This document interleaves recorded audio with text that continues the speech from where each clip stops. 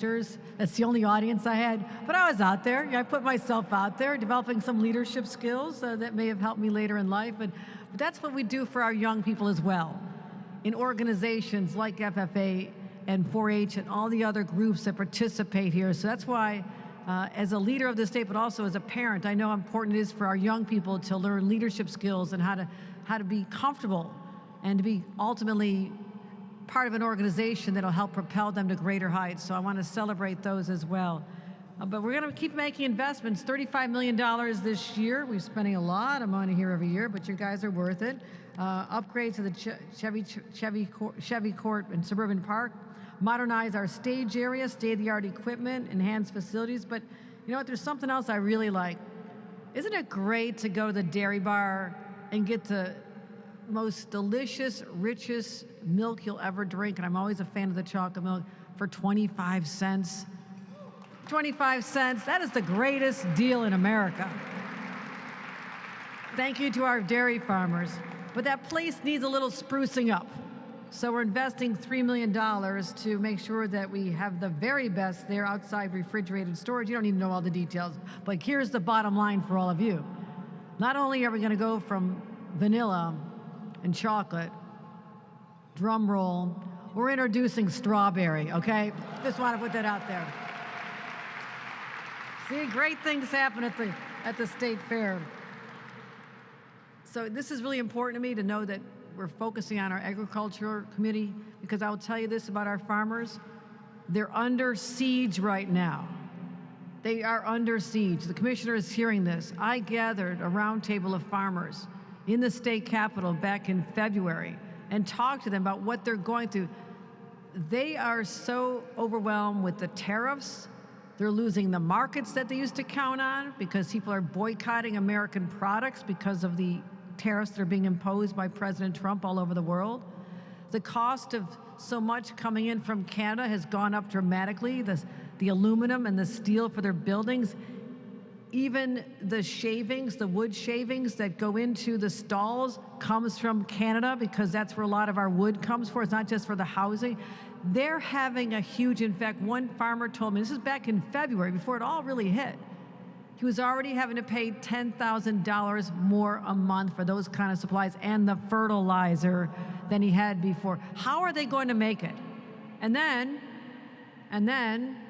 we have hardworking people who are willing to do work that many people won't do, whether it's 6 a.m., 5 a.m., milking cows on a dairy farm, or picking crops long hours into the season, doing everything you can to support your family. And then we have ICE raids all over the state, swooping in and terrorizing people who become part of that farmer's family. So everybody, when you wake up in the morning, say a prayer for our farmers, because they're getting hit so hard. Do everything you can to support them. Yes, eat their food, support them, visit them, tell them how much we appreciate them, because they're going through some of the toughest years. And then they have to deal with extreme weather and climate change and flooding and droughts. So I come out of an agricultural family. My family was a long line of dairy farmers and crop farmers in Ireland, and I go visit them, and they're still working the land. So I have a deep felt, innate appreciation for what they do. So this fair is about fun and showcasing our great attractions, stop at all the New York State-sponsored buildings, but also go to the Native American village, go to the Pan-African village, go to all those places. But don't forget that this starts as an agricultural society, and this is how we celebrate them. So to all of our people here to celebrate them, our college presidents who are involved in agriculture, I know we have a number of them here today. College presidents, please stand up. From Mount Morris. As well as those who are educating the farmers of tomorrow. So let's get started. I have something very, very, very special to move on to right now. There is a woman in this audience. If you don't know her, you do not know New York State. You must be an out-of-stater just visiting today, because everybody knows Linda Robinson. She is a treasure, she is a leader, she is a pioneer, and she and her husband, Van, have transformed this entire region with their advocacy on so many projects. And I was really proud to announce, because Van understood as a leader of the NAACP and a leader in the city council, how important it was to reunite severed communities that had once been one, that were divided into two because of the construction of I-81. This was a passion of his, to reunite a community that felt that they had been disconnected, overlooked, ignored, and they truly were. That is happening right now. And I'm proud that we announced that we're going to name part of that road in honor of Van, but also there's a place right here that is so important to him and Linda, and that is the Pan-African Village. And so what we're going to be doing here today, I'll make it official so I don't screw this up. We're going to be presenting Linda Brown Robinson with a plaque that's going to dedicate this facility in Van Robinson's name. So I'm going to present this plaque to her. There it is. Linda, come on up.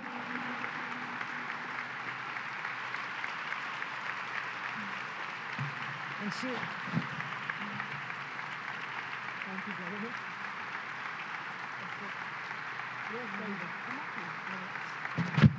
Let me read this here.